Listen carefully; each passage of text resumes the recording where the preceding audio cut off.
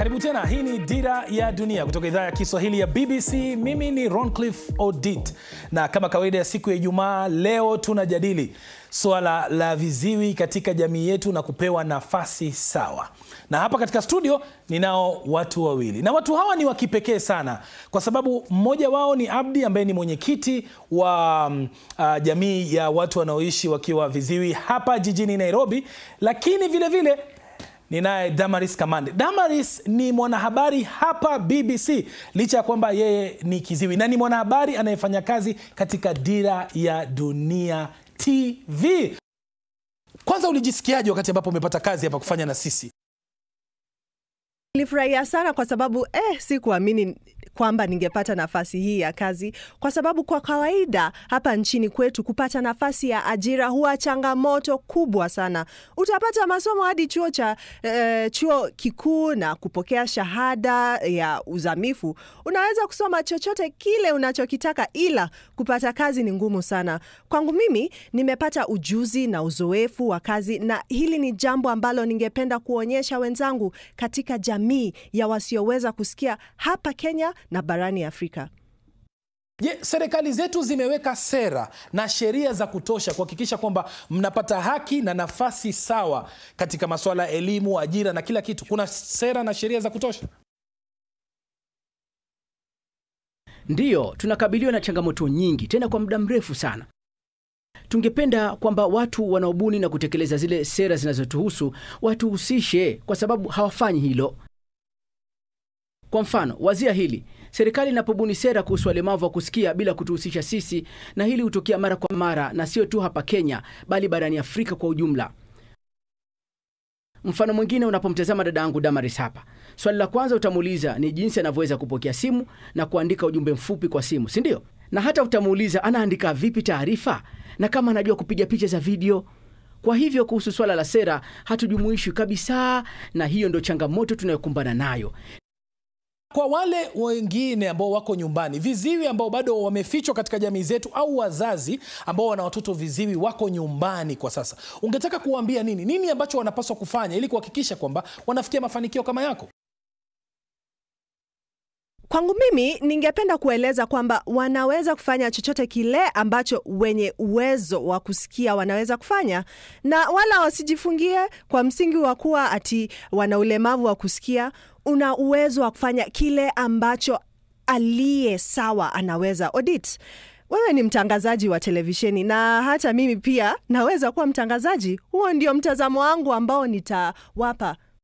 Boyfriend yako ni kama wewe ama anasikia? I don't have a boyfriend.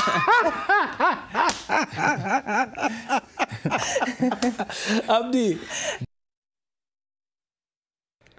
ningependa kuongeza kwamba ni kweli mtu yoyote ana uwezo wa kufanya kitu chochote. Usijifunge na kujihisi kwamba eti haiwezekani. Kwa mfano, hapa nina mke wangu mwenye ulemavu wa kusikia, na tuna mabinti hawa 4 ambao wote wako sawa. Na binti yangu mkubwa ndiye mfasiri wangu tunapokwenda kwenye mgahawa kula kama familia. Mimi humwambia kuniagizia kahawa na hufanya hivyo kwa niaba yangu. Na kwa wakati mwingine yeye hutueleza wanachokisema watu walio karibu na sisi, na hata nje katika jamii. Kila ambacho watu wenye ulemavu wa kusikia wangependa ni kukumbatiwa, kupewa elimu na nafasi kama vile watu wengine katika jamii. Na hilo litafanya mawasiliano kati yetu kuwa rahisi sana. Kwa mtazamo huo, Odit, unaweza kutafakari dunia ambayo kila mtu ana ulemavu wa kusikia?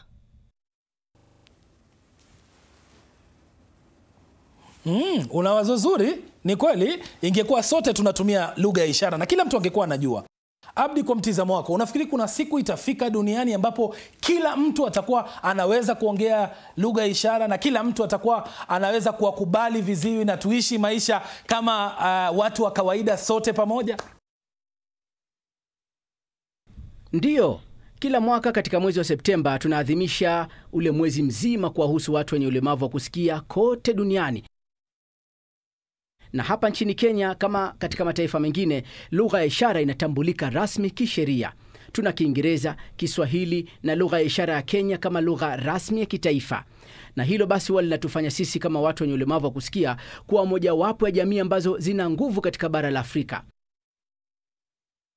Uelewa na uhamasisho wa jamii kuhusu ulemavu wa kusikia ni muhimu kwetu, kwa sababu lengo letu ni kuhakikisha kwamba tunaweza kuwasiliana vema na watu wengine na kutangamana nao bila matatizo na kuishi maisha yenye furaha. Kwa mfano, nikitaka uniangalie na unaponitazama, si unaniangalia kwa macho yako tu na wala si kufungua masikio yangu, si ndio? Hapana, pindi tu unaponitazama ni rahisi mimi kunielewa. Asanteni sana kwa kila mtu ambaye amekuwa akifuatilia matangazo haya ya Dira ya Dunia. Imekuwa makala maalum kuhusiana na watu wanaoishi kama viziwi. Niseme asante sana kwa wale wote waliofanikisha matangazo ya leo. Mimi jina langu ni Cliff.